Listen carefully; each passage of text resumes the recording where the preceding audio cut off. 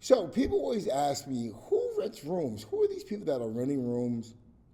And who's the customer? So many people want to get into the room brokering business, or they are landlords that are looking to rent out rooms in their house, or real estate investors that are looking to come into the room space.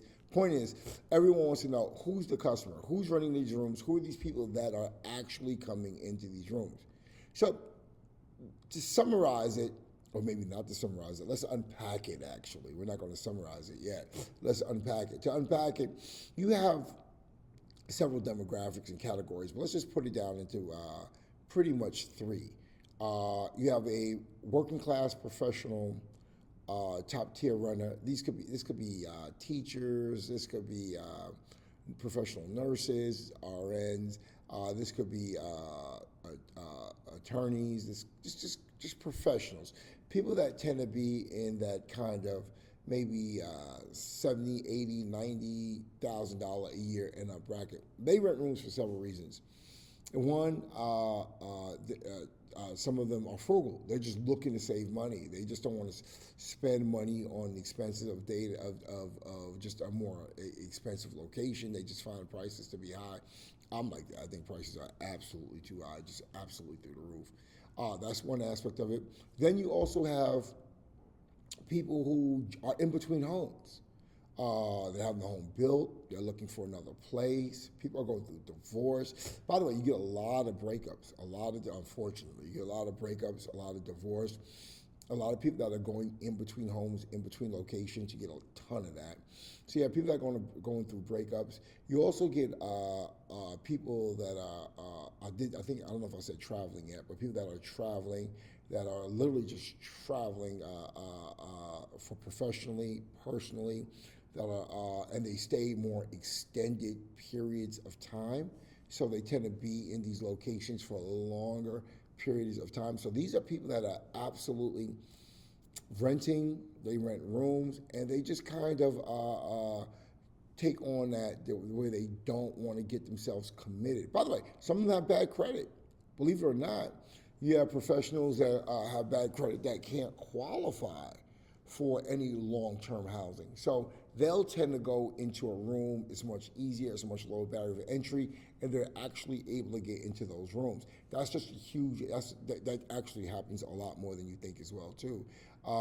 So there are people that are professionals that do rent rooms. It's a strong part of the market. It's in every market. You have major companies that deal in higher and one I think is common. You know, they have rooms that run as high as $5,000-6,000 a month in places like New York. So these are rooms that really are at that higher tier, and people are renting them. And then you have people that just really come from just higher and just a more affluent lifestyle, and they could be students in school. They could be just people that just that live beyond their means, but have the income coming in where they can support that access, and they can get into these rooms and into these locations. So that higher tier does exist. That's a real market. That's a strong, thriving part of the market that's there. The second part is just that working class segment where they're taking home less than $36,000 a year. By the way, 100 million people in the United States they're taking home less than $100 million. Less than $36,000 a year. 100 million people across the United States are taking home less than $36,000 a year. So that's where it's plentiful. That's where it's just wide open. That's where the abundance is.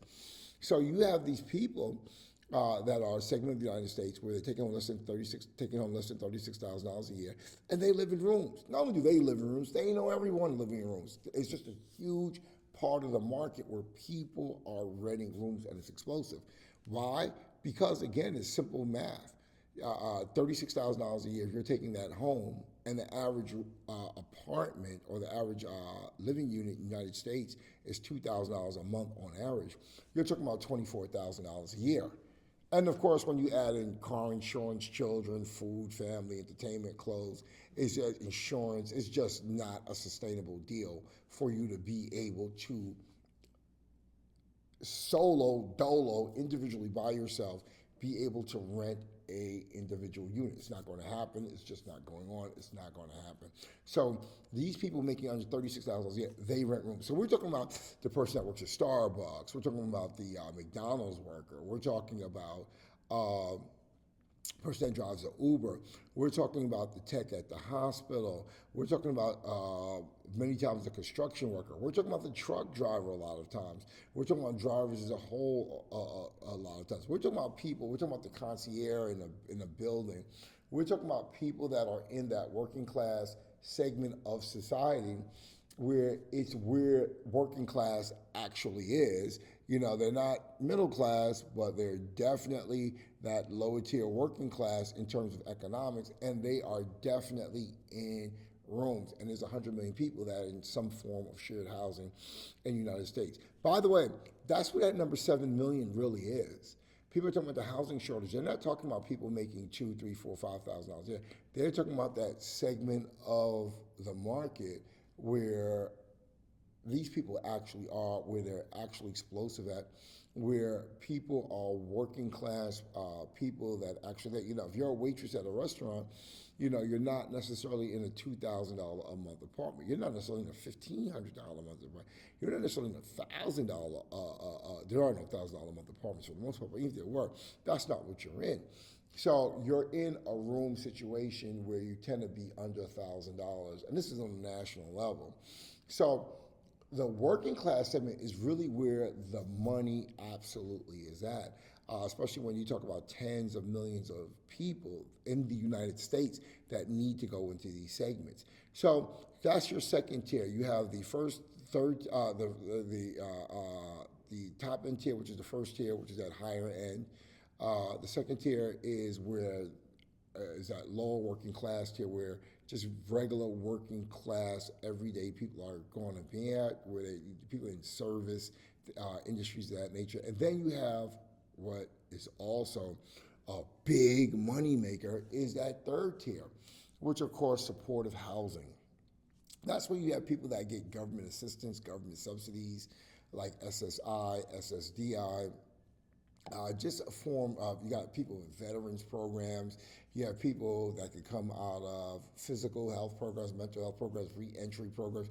These are all programs that are subsidized, anything subsidized.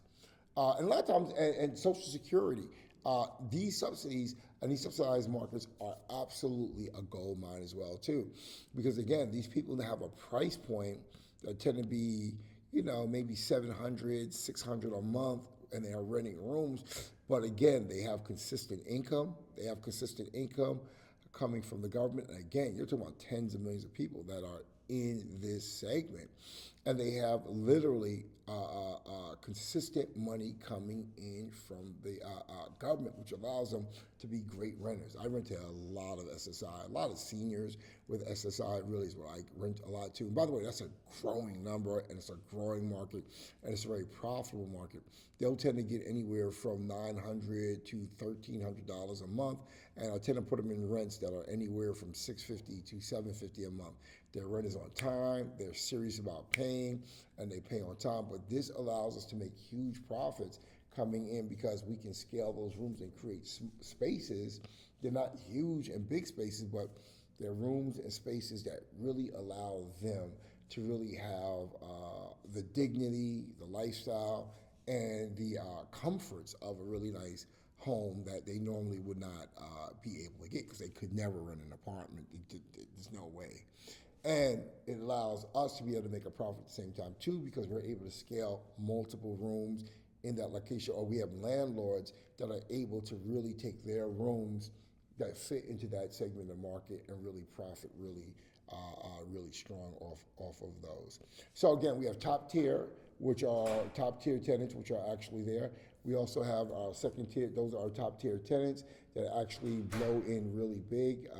Those are high end tenants that are actually cash flow big across the board. We also have our second tier tenants, which these are working class people, your Uber drivers, your technicians, people that work at hospitals. And then we have our lower tier SSI support and a lot of support that comes in from that area. So again, if you want more information on who your clients are, who your tenants are, come to my website at www.smartroomsuniversity.com. smartroomsuniversity.com, smartroomsuniversity.com, and learn how you can absolutely start exploding in the furnished room industry.